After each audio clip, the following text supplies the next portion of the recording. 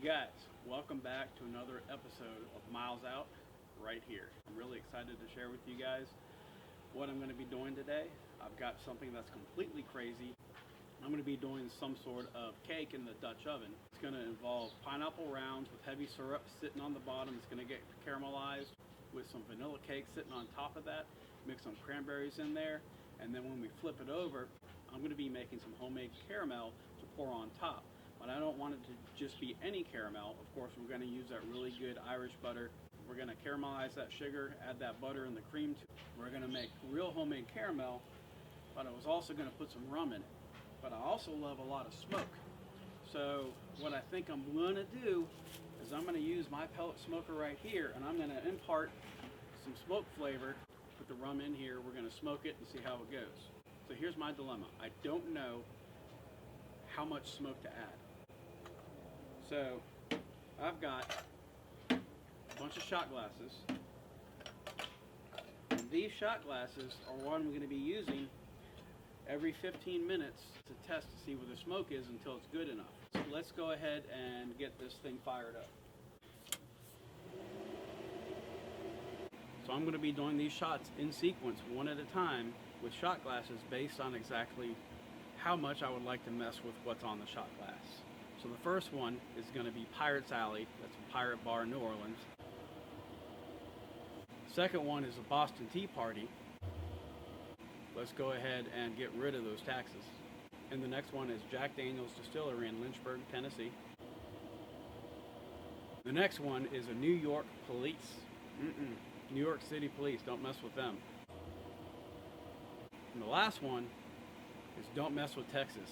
I'm going to F around and find out, and we're going to mess with Texas. Let's hope we don't get this far.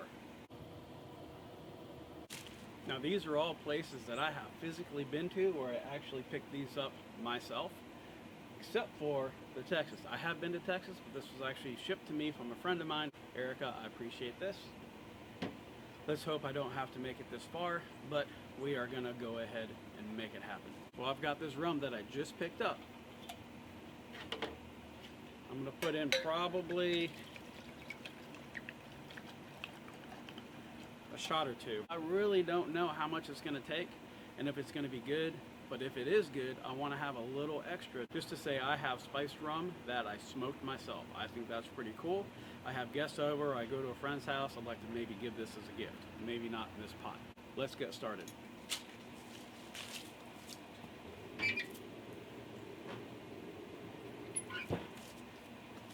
Now that was easy. Let's start the timer for 15 minutes. Alright, so it's been a good 15, 16 minutes since we've had the smoke rolling. This thing is on low, which means it's going to sit around 150 to 170 degrees Fahrenheit. Hopefully it doesn't get too hot.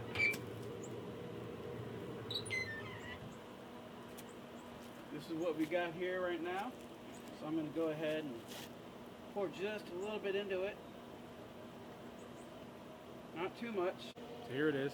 Pirates Alley, New Orleans. Cheers. Smells like rum. It's warm. It's weird, I never had a warm rum before. Maybe I have to chill all these before sipping them. So, the caramel flavors of the spiced rum really come out with this, so it's kind of interesting.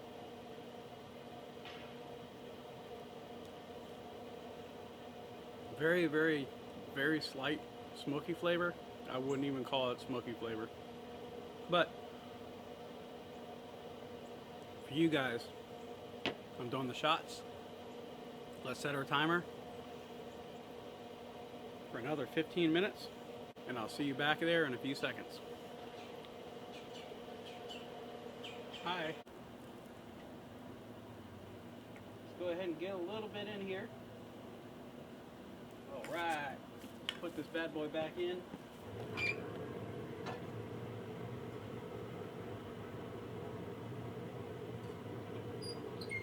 Now we've got the Boston Tea Party. We are not a fan of King George, are we? We're going to drink rum instead of tea. A little more smoke smell to it.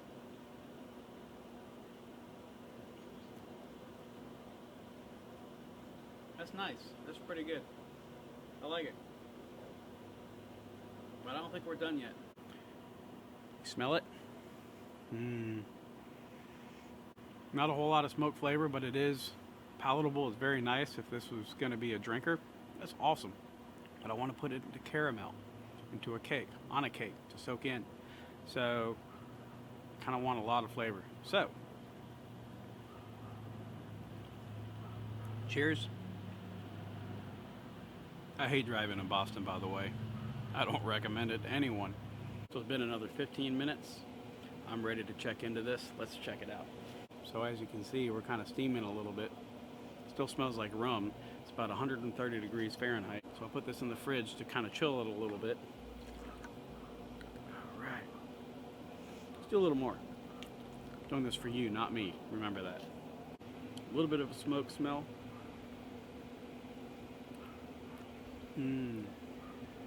That's really good.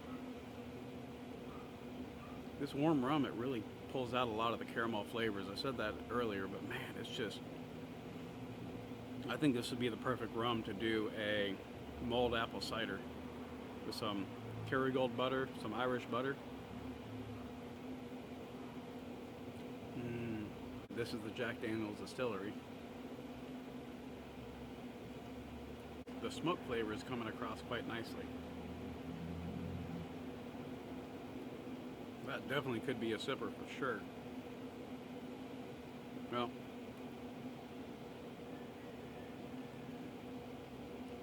I'll see you guys in another 15 minutes. Guess who's full of stupid ideas? Actually, it's a pretty genius idea. So my rum is about 128. I don't want it to get any warmer, so I've got a bowl full of cold water.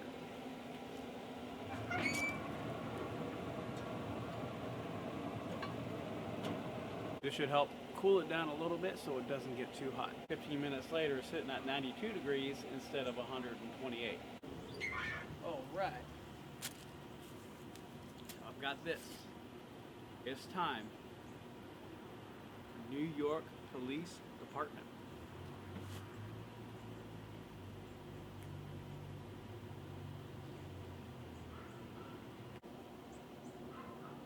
Definitely a little bit more of a smoke smell. I like it. Look at it. Just look at it. New York Police Department. It was, I believe, 2004. Went up to New York City and I went to Ground Zero to really kind of pay my respects. I was stationed in Okinawa, Japan during September 11th, and of course that was a little bit harrowing because I was watching it live on TV. All the sirens went off and we were getting ready to deploy. We never did, thank God, but you know, we were always ready to answer that call for the United States of America. I know the police of New York City have a tireless and thankless job, so here's to you guys. Ooh, that's really good, guys. Freezing it helped. It brought the temperature down. Quite a good amount of smoke. Oh, that's delicious. Man, I don't think I've ever had a rum quite like this. This is number 4. It should be about an hour in. We're technically about an hour and a half in. Hour and a half is right on the money for something you're going to drink, but we're still going to go mess with Texas. I'll see you back in here in a minute. Are we good? All right, I think we're rolling. Rolling on the river. All right, let's do this. While you were gone, I replaced the water again, and now we're sitting about like 81 degrees. So here is my, it's not working. Here is my super frosty Don't Mess with Texas. Yes, buddies, we are going there. We are messing with Texas. We are F around and find out. Please don't break. Please don't break. Please don't break. That's a double shot. I think I just poured too much. Whew, I am feeling this. Man, that smells good. Now that's delicious. I think that's exactly where we want to be. Texas, big, bold, and smoky. I think we're gonna roll with that. Woo. All right, wasn't expecting that. So, next step. I don't know. Yeah. You guys did this, not me. Okay, maybe I did this. I agreed to it. Let's pull this off. Let's let it cool. And now, let's make some caramel. In true Marine Corps fashion, we're going to have a little safety briefing. Making caramel is super attention focused. You got to keep on top of it. You cannot walk away. You cannot even blink for 10-15 minutes. It takes about 15 minutes to make. It's super easy to do, but you've got to keep on top of it. You've got to use a big pan. I'm using this. It's a 14-inch skillet. Some people use a big, huge pot because when you add that butter, it's gonna foam like a whole bunch. I may or may not be drunk. So, don't do this under the influence of anything. I'm using 2 cups of sugar. You're going to start out with that, and then you're going to use 12 tablespoons of butter, and then a half a cup of cream and a little bit of salt. And of course, I'm going to add a little bit of vanilla extract from Mexico, mind you, and then we're going to add that rum. We're going to thin it out a little bit so it'll soak into that cake that we're going to make, which means you need to subscribe so you can see what I'm making at Miles Out, right here, or there, wherever. And I've got a teal colored whisk. So, whisk is good. I'm using a non-stick whisk because I have a non-stick pan. I can't use metal. So, let's get started. So as you can see, I've got my sugar here, I've got my heavy whipping cream, and I've got my butter sitting here. I'm going to take this butter and put it in a container, just like that. We're actually going to microwave it. We don't want it shocked with that super melted sugar and that cold butter. Put your sugar in. Turn it up to a medium-high heat. So it's been about 1.5 minutes. And as you mix it up, you're going to see some crumbles. That's normal. Just keep mixing.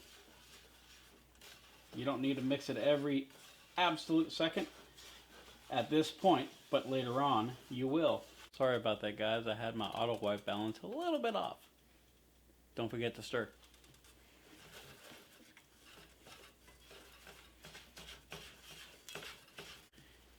You've got to do the thing to get the thing. As you can see, our butter is melted. We want to warm this up, but we're not ready to warm it up yet. Look at this beautiful stuff. We're starting to melt. We want it all melted. We don't want just part of it. So we need to mix it up. Keep stirring, keep mixing. Look at that. We're starting to get brown.